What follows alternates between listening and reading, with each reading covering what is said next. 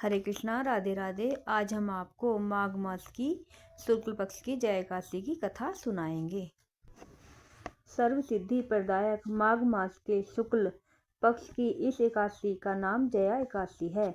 इसके व्रत में भगवान के कृष्ण की केशव नाम से पूजा की जाती है। इस व्रत को करने वाले को भूत प्रेत पिशाच आदि निकृष्ट योनियों में जाने का भय नहीं रहता और अनेकों जन्म के पाप नष्ट होकर इस लोक तथा परलोक में सभी सुख प्राप्त होते हैं। धर्मराज युधिष्ठिर ने भगवान श्री कृष्ण से कहा कि हे जनार्दन, आपने माघ मास के कृष्ण पक्ष की षटशिला एकादशी का अत्यंत सुंदर वर्णन किया है। अब आप कृपा करके माघ शुक्ला एकादशी का नाम है, व्रत की विधि और उस दिन कौन से देवता का पूजन किया जाता है विस्तार पूर्वक कहिए। भगवान श्री कृष्ण बोले, हे पांडुपुत्र, इस एकादशी का नाम जया है। इसका व्रत करने से मनुष्य ब्रह्म हत्या आदि पापों से छूटकर स्वर्ग को प्राप्त करता है। पिशाच आदि योनियों से भी मुक्ति मिल जाती है। अतः सभी को यह व्रत विधि पूर्वक करना चाहिए। अब मैं तुमको पद्म पुराण की एक कथा सुनाता हूँ। देवराज इंद्र स्वर्ग में राज करते थे और अन्य सभी देवगण सुख पूर्वक स्वर्ग में रहते थे।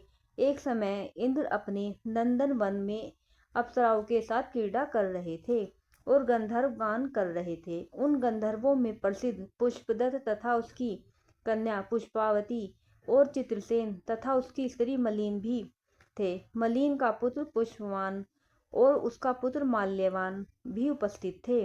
उस समय पुष्पवती माल्यवान को देखकर मोहित हो गई और काम बाणों से चलायमान होने लगी। उसने रूप सौंदर्य हाव भाव आदि द्वारा माल्यवान को वश में कर लिया। पुष्पवती की सुंदरता को देख माल्यवान भी उस पर मोहित हो गया।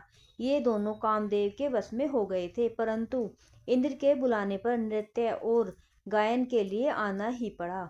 उन्होंने अप्सराओं के साथ गाना शुरू किया, परंतु कामदेव के प्रभाव से उनका मन न लगा और अशुद्ध गायन करने लगे। इनकी भाव भंगिमाओं को देखकर इंद्र ने इनके प्रेम को समझ लिया और इसमें इतना अपमान समझकर इन दोनों को शाप दे दिया कि तुम मृत्युलोक में जाकर पिशाच का रूप धारण करो और अपने कर्मों का फल भोगो। इंद्र का शाप सुनकर ये दोनों अत्यंत दुखी हुए और हिमाचल पर्वत पर पिशाच बनकर अपना जीवन व्यतीत करने लगे। रात दिन उन्हें एक क्षण भी निद्रा नहीं आती थी। उस स्थान पर अत्यंत सर्दी थी। उनके दांत सर्दी से कटकटा रहे थे। एक दिन पिशाच ने अपनी स्त्री से कहा, न मालूम हमने पिछले जन्म में ऐसे कौन से पाप किए हैं जिससे हमें इतनी दुखदाई यह पिशाच योनि प्राप्त हुई है। देवयोग से एक दिन माघ मास के शुक्ल की जया नाम की एकादशी आई। उस दिन इन दोनों ने कुछ भी भोजन नहीं किया और न कोई पाप कर्म ही किया। वे दोनों अत्यंत दुखी मन से पीपल के वृक्ष के नीचे बैठे रहे। जब सूर्य नारायण अस्तांचल को चले गए तब रात्रि भर इन दोनों को सर्दी के कारण नींद भी नहीं आई। दूसरे दिन प्रातःकाल होते ही इस व्रत और रात्रि जागरण के प्रभाव से इनकी पिशाच देह छूट गई और अत्यंत सुंदर वस्त्रों तथा आभूषणों से अलंकृत होकर दोनों ने स्वर्गलोक को प्रस्थान किया। उस समय आकाश में देवगण तथा गंधर्व उनकी स्तुति तथा पुष्प वर्षा करने लगे। स्वर्ग में जाकर उन दोनों ने देवराज इंद्र को प्रणाम किया। इंद्र ने उनको उनके प्रथम रूप में देखकर अत्यंत चकित होकर पूछा, तुमने अपनी पिशाच योनि किस प्रकार छुटकारा पाया? सब हाल बतलाओ। यह सुनकर माल्यवान बोले, हे देवेंद्र, भगवान विष्णु की कृपा और जया एकादशी के व्रत के प्रभाव से हमारी पिशाच देह छूटी है। तब इंद्र बोले, हे माल्यवान, भगवान की कृपा और एकादशी के व्रत करने से न केवल तुम्हारी पिशाच योनि छूट गई है, वरन हम लोगों के भी वंदनीय हो गए हो। भगवान विष्णु और शिव के भक्त हम लोगों के लिए भी वंदनीय हैं, अतः आपको धन्य है।